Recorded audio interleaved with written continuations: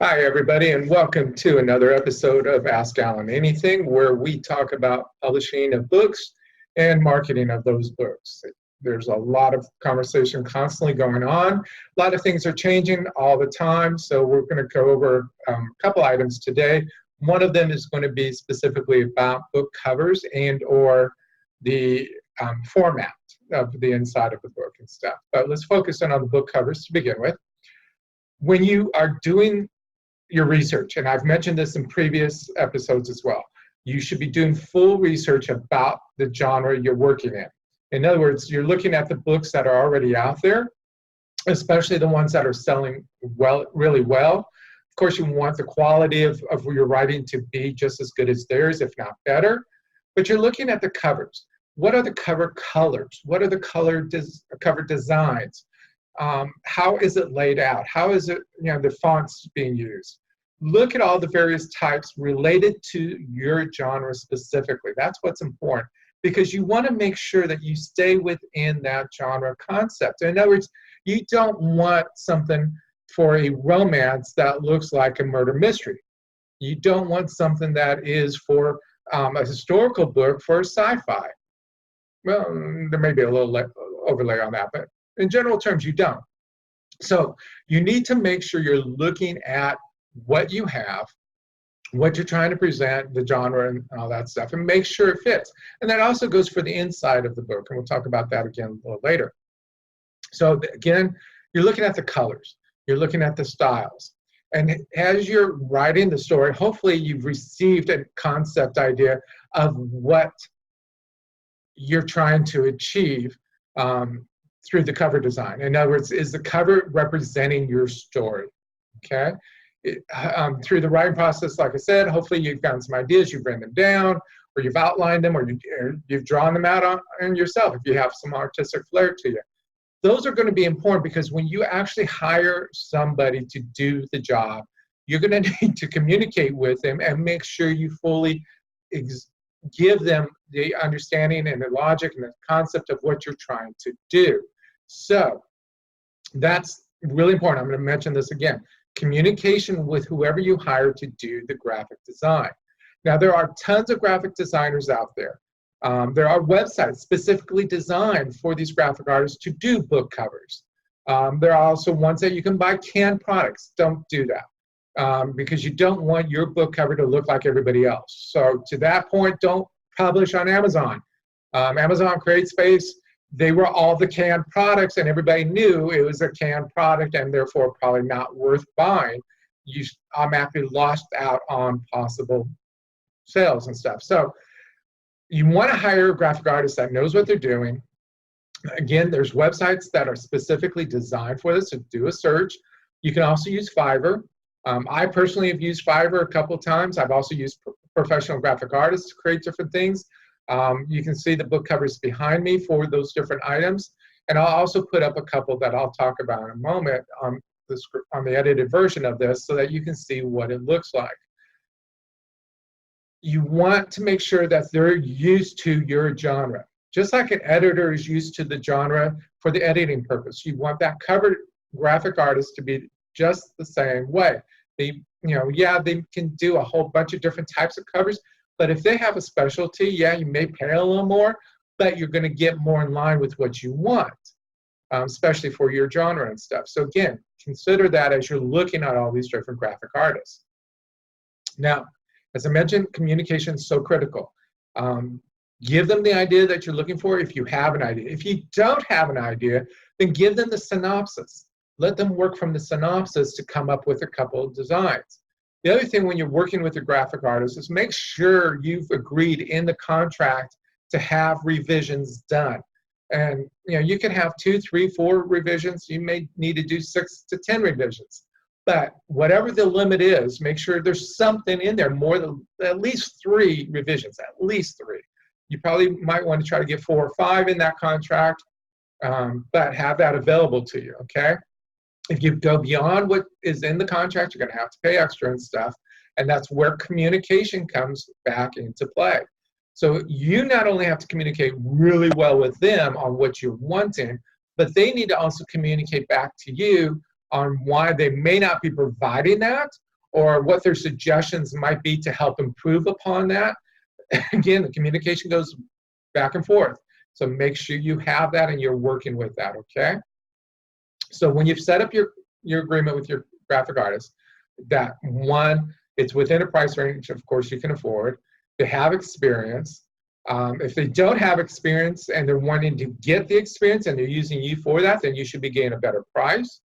The communication, as I said, is real critical. You're sharing with them the ideas, that you want to see in the cover design, and they're communicating back to you as to what they may think would work better, and if so, why. And if not, if you're not happy with that, let them know. Again, this is your cover that you want to make sure really represent your story. So keep that in mind. Make sure the revisions are there, and you're going back and forth, and that you are either choosing just to do the cover, the front image, or you're doing the entire book, okay? Now, in reference to this, one of the books that I did on the cover design is called I'm Crazy Great. And I'm going to post it up here. It has been done well in advance of the book. And it's a design that I had in mind for a long time. I already knew what the book was going to be about, and I already knew what the cover design should be about and stuff. So I created that.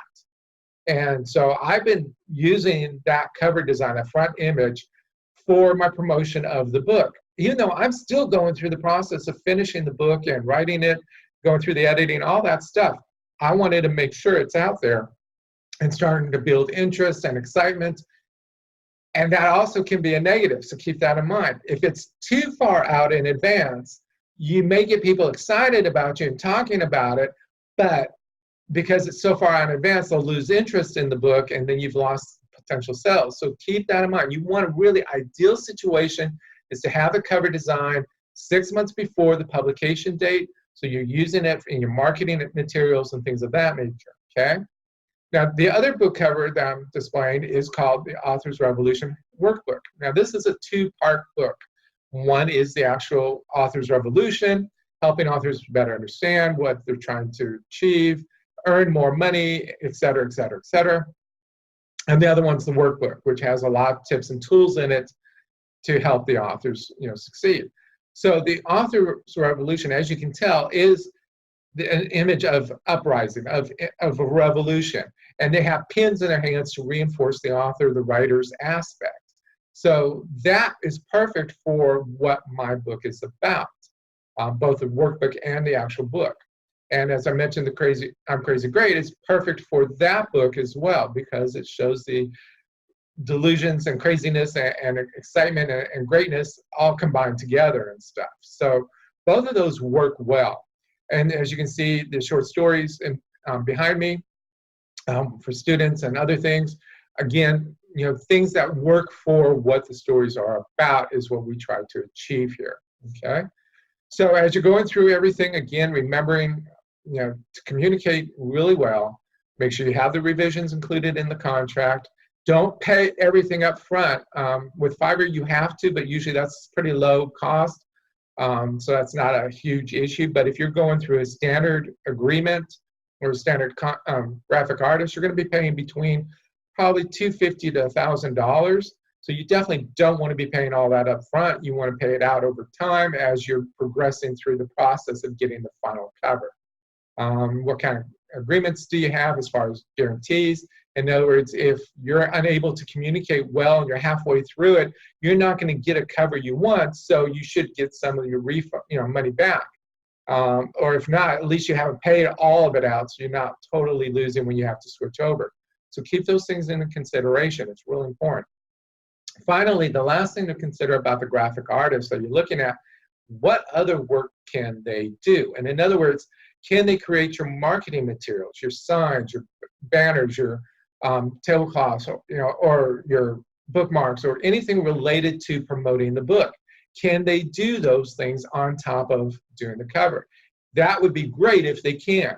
If not, it's not a huge loss, but they can carry on the imagery of the cover onto the promotional items, which makes it better for you in the long run. Plus, if they can see potential income, they may give you discounts on the additional work and stuff. So keep that in mind as well. But again, if they don't do that necessarily, then that's not a problem. You can find other people to do that, work with printers, work with Fiverr, work with anybody to create those imageries that you need for promotional purposes. The other upside or downside of that is if a graphic artist can do those other items, they may not give you a discount, they may charge you more because they're thinking they're going to milk the cow. So keep those things in mind. But ideally, if they really want the business, they're going to give you a discount for additional items that you want and stuff. So build the relationship and make it work, okay? Now, another item is series, okay? Now, we happen to have a short story contest. You can see it, the state of Texas on the book cover behind me. That is a series, okay? But it's also a contest. While each book stands alone for its own collection of short stories, we wanted that on purpose. We wanted each book to have its own style, its own feel, okay? Because it's not something that you have to buy one in order to understand 2, 3, and 4. They all stand individually on their own. They're just part of a contest series or event, an annual event. But if you do have a series that does tie really tight together, and you have one character that may be going through 3, 4, 5, 6 books, or you have multiple characters going through a whole bunch of books, but all tie into that first one, you do want the covers to have a certain resemblance, a certain style that fits exactly through the process, okay? A good graphic artist, if they know this in advance, can start setting that up so that as they do books 2, 3, 4, 100, then they have that continuing flow so that when somebody's in a bookstore or online and they see one book, they can tell immediately it's part of a series, and they can then look and see other books that are similar to it, certain styles, format, whatever. The imagery all relates to each other, so they know it is a series. So keep that in mind.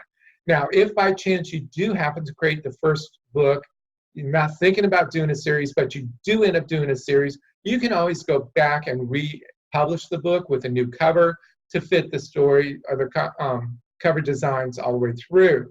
And the same goes for the layout. You want to keep it consistent all the way through. So keep those things in mind as you're working through each individual title and story that you're working on. Again, is it a series? You want to keep the imagery going along the same route. If it's a standalone, that's not as important, but does it fit the genres? Even with the series, does it fit the genres? All those things come into play. So keep all of that in mind as you're going through the process. Again, you want to have a cover image at least 6 months before the actual publication of the book so you can start marketing, promoting, and going through that process. If you have it more than 6 months, keep in mind you may lose some interest in the book, especially if 6 months to a year out. You don't want to lose the interest. You want to keep people going. So think of other ways of keeping them tied into the story, even though it might be delayed or something of that nature. Again, it's all about the sales. If you're not selling enough books, you're not making enough money. Therefore, you're losing money, and you don't want to be doing that. Okay. So I mentioned the layout aspect a couple of times already, and that is true. You want to make sure the layout is the same for the genres. Okay. In other words, you don't want some pretty scrolly first letter of a chapter to be for a murder mystery. That might work for a historical romance novel or something else of that nature, but it doesn't necessarily work for sci-fi, or it doesn't work for a murder mystery and stuff like that. So again, if you're researching like you should be doing, you are seeing how the layouts are done. You're seeing the various styles, but that they all pretty much are consistent to some degree. You want that to be the same for your book. So if your graphic artist does do layouts for the interior of the book, that's great. If not, it's not an issue. Layouts are easy enough to do. You can hire somebody to do it. You can be clear on what you're trying to achieve. Again, keep in mind of spacing, the columns, the margins, and all that stuff, because that plays into how many pages end up getting printed. So the more pages you have in a book, the more cost, the higher the retail price, then does it price you out of the potential of sales. So you got to consider that. but you also want to make sure you have good size font so it's easy to read. You don't want 10 or less because that's harder to read. And yes, it will save you on the number of pages, but what's the point? If it's hard to read, you're going to end up losing people and they're not going to read the story and they're not going to enjoy it. They're not going to promote it. They're not going to talk about it. So you're losing money because you're not getting the sales. A good 12 point is a good, even 11 is pushing it, but at least 12 point is good. You can also do books with larger print for those elderly that need it, or the impaired, sight impaired that, need to have that larger version of font. So keep that in mind, but for the general audience, a good 12 point is good. I wouldn't go more than 14 at the max, but even with the 12 point, how's the spacing in between the lines?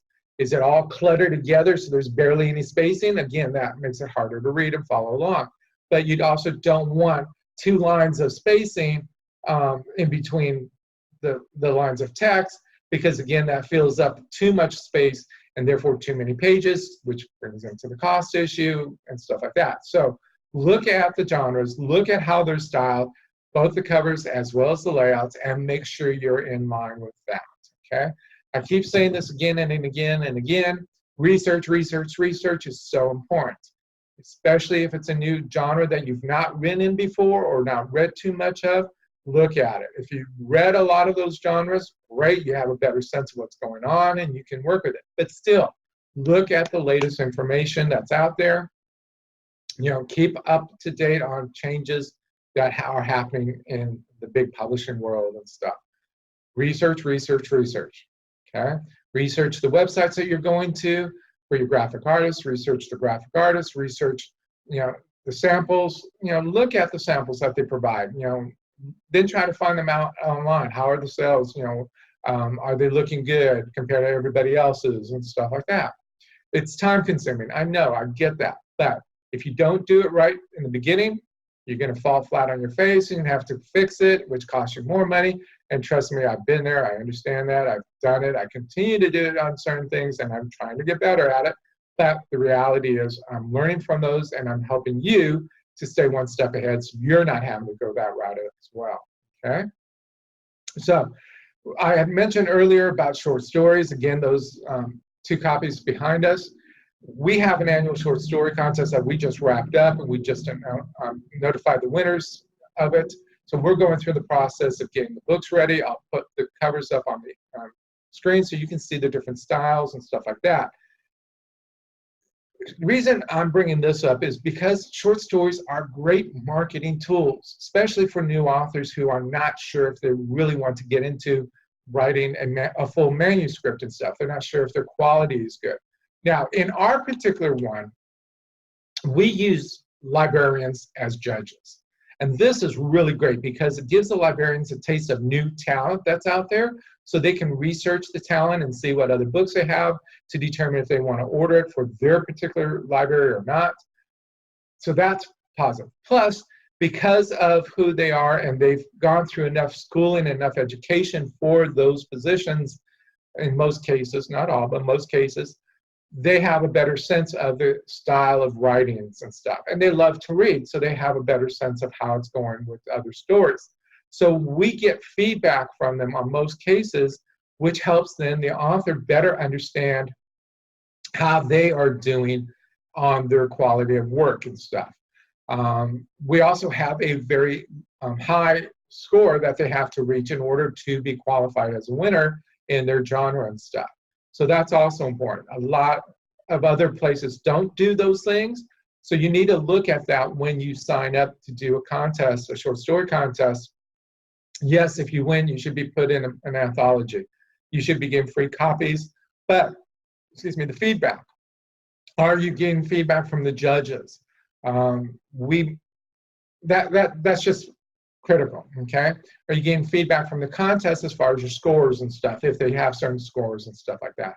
So those things are important. But once you get in that anthology and you've won that contest, that's publicity. That's free publicity. In our case, our books, we send out 1,000 copies to libraries.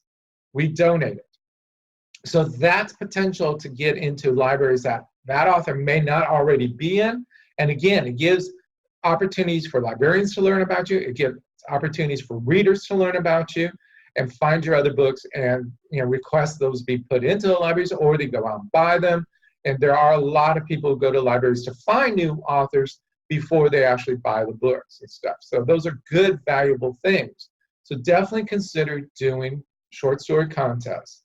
And also book contests, if, we've talked about that as well. But those are the two key issues I wanted to bring up in today's discussion. Now, just to give you a heads up, our organization has gone through some changes.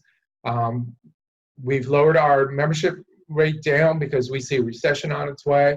We see that because of the tax credits that Trump has done, unfortunately, most people are paying more in taxes at when it's time to do your tax return versus actually getting it back. A lot of other people are having to pay out more taxes, period, because of the tax breaks that others have gotten. So we've lowered our membership rate, and we've also readjusted our company to be more conclusive and to be more international as well. Marketing for authors goes on all different languages, all different styles. There's slight differences for certain countries, certain styles, certain ethics, but in the general terms, general marketing goes for everybody. So we've opened our doors to the international world. So you can go to authorsmarketingguild.com and be able to start signing up and getting a lot of educational material that is not covered in these videos that I do. This is just one of those added benefits and stuff. So feel free to join in. If you're an author, if you know an author, you can buy their membership for them, give it to them as a holiday gift. It's a great tool. $50 is well worth it. They get tons of service that will help them succeed beyond their wildest dreams if they use the services that are available to them. So definitely check us out at authorsmarketingguild.com, and we're here to help. So that's pretty much it. Again, as always, feel free to send in your questions. I love answering them on the show here. You'll see it scrolling across the video from time to time. It's bourgeoismedia@outlook.com. We have lots of other programs. Support our nonprofits, Dear Indy, Dear Texas, Texas Authors Institute of History.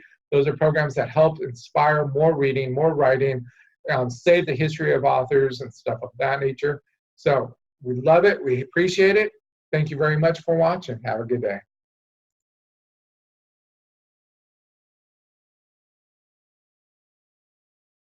Authors, do you know the true cost of being published? In the Authors Revolution Workbook, B.L. and Bourgeois gives you hands-on tools to use and to understand the true cost of being published.